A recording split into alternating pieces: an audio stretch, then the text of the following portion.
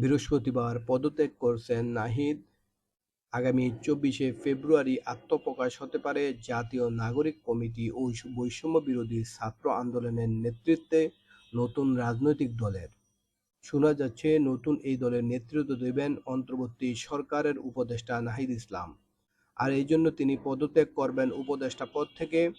সরকারের একটি ঘনিষ্ঠ সূত্র জানিয়েছেন, এই সপ্তাহে নাহিদ ইসলামের পদত্যাগ করার জোর সম্ভাবনা রয়েছে। এতে করে আগামী ২০শে ফেব্রুয়ারি বৃহস্পতিবার সরকারে শেষ কর্মদিবস হতে যাচ্ছে তার। সূত্রটি জানায়, ২৪শে ফেব্রুয়ারি দল ঘোষণার প্রস্তুতি চলছে। সেটিকে সামনে রেখে নাহিদ ইসলামের পদত্যাগের সময়ও ঘনিয়ে আসছে।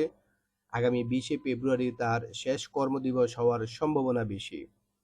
এর আগে বুধবার ফেস ইনস্টিটিউট বাংলাদেশের উদ্যোগে তারুণ্যের উৎসব ২০২৫ এর সমাপনী অনুষ্ঠানে তিনি অংশগ্রহণ করবেন বলে জানা গেছে। কোনো কারণে দল ঘোষণা পিছিয়ে গেলে সেক্ষেত্রে পদত্যাগের সময়ও পিছাবে। মন্ত্রণালয় ছেড়ে নাহিদ ইসলাম জনতার কাতারে নেমে এসে শিগগিরই নতুন দলের দায়িত্ব নেবেন বলে জানিয়েছেন জাতীয় নাগরিক কমিটির মুখ্য সংগঠক সার্জিস আলম। রোববার এক অনুষ্ঠানে তিনি বলেন, আমাদের রাজনৈতিক দল এই ফেব্রুয়ারির মাসের মধ্যেই আসছে। অভ্যুত্থানের অন্যতম সমন্বয়ক আমাদের রাজপথের সহযোদ্ধা নাহিদ ইসলাম, যিনি এই অভ্যুত্থানের ঘোষক। তাকে আমরা আহ্বান জানিয়েছি যেন পুরো বাংলাদেশকে আবার আমরা সামনের সারিতে থেকে ঐক্যবদ্ধ করতে পারি।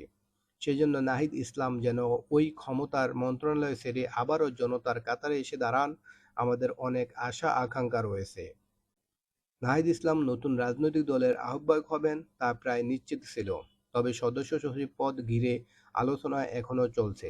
বিষয়টি নিয়ে দফায় দফায় বৈঠক করেছেন জাতীয় নাগরিক কমিটি ও বৈষম্য বিরোধী ছাত্র আন্দোলনের নেতারা। সংগঠন সূত্রে সর্বশেষ পাওয়া তথ্য অনুযায়ী এ পদে আক্তার হোসেনের থাকার সম্ভাবনাই বেশি। নেতারা বলছেন, সদস্য সচিব পদ নিয়ে আলোচনা থাকলেও নাহিদ আক্তার এগিয়ে আছেন নেতৃত্বে পাওয়ার দৌড়ে। সদস্য সচিব পদে আরও আলোচনায় আছেন জাতীয় নাগরিক কমিটির আহ্বায়ক নাসির উদ্দিন পাটোয়ারি, যুগ্ম আহ্বায়ক আলী আহসান জুনায়েদ, মুখ্য সংগঠক সার্জিস আলম ও বৈষম্য বিরোধী ছাত্র আন্দোলনের আহ্বায়ক হাসনাত আবদুল্লাহ। নাগরিক কমিটির একাধিক নেতা জানিয়েছেন, দলের একটি অংশ আক্তার হোসেনকে মাইনাসের চিন্তা করলেও বেশিরভাগ মতই তার পক্ষে। বিগত সময়ে আন্দোলন সংগ্রামে সর্বোচ্চ ত্যাগ স্বীকার করা আক্তারের পক্ষেই থাকছেন অধিকাংশ নেতা। তাই প্রাথমিকভাবে আক্তার হোসেনকেই সদস্য সচিব করার সিদ্ধান্ত হয়েছে।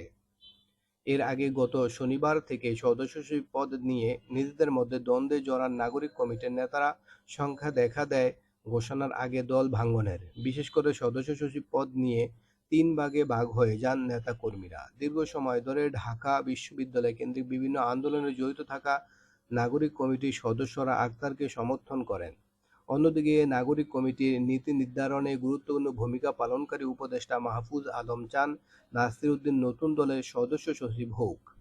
এছাড়া সাবেক শিবির কর্মীরা, ছাত্র শিবিরের ঢাকা বিশ্ববিদ্যালয় শাখার সাবেক সভাপতি এবং জাতীয় নাগরিক কমিটির কার্যনির্বাহী পরিষদের সদস্য আলী আহসান জুনায়েদকে নতুন দলের সদস্য সচিব পদে আনার চেষ্টা করেছেন। বিষয়টি নিয়ে নিজেদের ভিতরে কিছুটা জটিলতা তৈরি হয়। বিশেষ করে সামাজিক যোগাযোগ মাধ্যমে ফেসবুকে নিজেদের মধ্যে কাদা ছোড়াছুড়ি করতে দেখা যায় নেতাদের। নাগরিক কমিটির নেতারা ছাড়াও এতে অংশ নেন উপদেষ্টা আসিফ মাহমুদও। সদস্য সচিব পদে সমাধান না এলে আলাদা দল গঠনেও হুমকি আসে এক পক্ষ থেকে। এমন অবস্থার মধ্যেই সর্বশেষ রোববার বৈঠকে বসেন সংগঠন দুটির নীতি নির্ধারণী পর্যায়ের নেতারা। বৈঠকে আলোচনার মাধ্যমে আক্তার হোসেনকে সদস্য সচিব করার ব্যাপারে প্রাথমিকভাবে নীতিগত সিদ্ধান্ত হয় বলে জানা গেছে। এছাড়া চূড়ান্তভাবে সিদ্ধান্ত নিতে গতকাল সোমবারও নিজেদের মধ্যে আলোচনা অব্যাহত রেখেছেন নেতারা। নতুন দলের ঘোষণার স্থান হিসাবে শহীদ মিনারকেই বেছে নিয়েছেন নাগরিক কমিটির নেতারা। জুলাই গণঅভ্যুত্থানে এক দফা ঘোষণা হয়েছিল এই শহীদ মিনার থেকেই।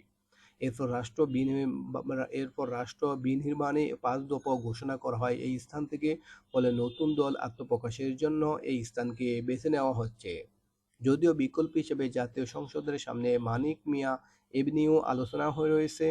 এদিকে জনমত জরিপে আপনার চোখে নতুন বাংলাদেশ কর্মসূচি হাতে নিয়েছিল নাগরিক কমিটি ও বৈষম্য বিরোধী ছাত্র আন্দোলন।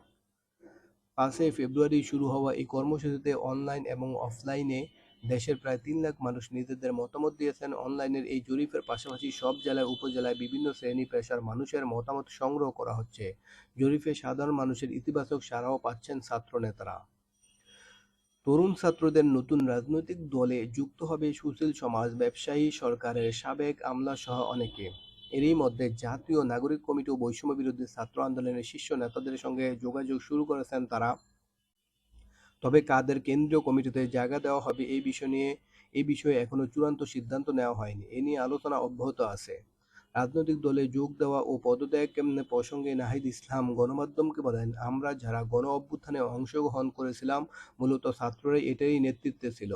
ছাত্র এবং গণ-অভ্যুত্থানের নেতৃত্বে একটা নতুন রাজনৈতিক দলের পরিকল্পনা বা আলোচনা রয়েছে। সেই দলে যদি অংশগ্রহণ করতে হয় তবে অবশ্যই সরকারের থেকে সেটা সম্ভব না। সেই দলে যদি আমি যেতে চাই তবে সরকার থেকে আমি পদত্যাগ করব।